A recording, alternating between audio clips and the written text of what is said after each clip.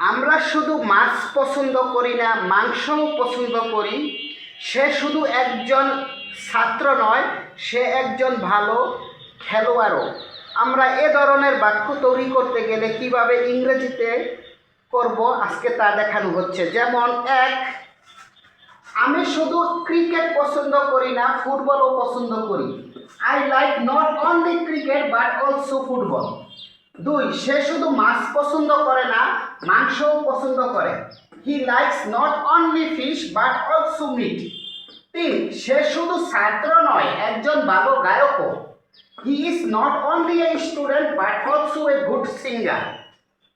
চার, আমি শুধু তোমাকে চিনি না, তোমার বাবাকেও চিনি। একসাথে দুইটা। I know not only you but also your father. পাঁচ, মামুন শুধু ইংরেজিতে নয়, আরবিতেও কথা বলতে পারে। Mamun speaks not only in English but also in Arabic. ছয়, সে শুধু আমার বন্ধু নয়, আমার ভাইও। এই বাক্যটা আমরা নিজেরা করার চেষ্টা করি।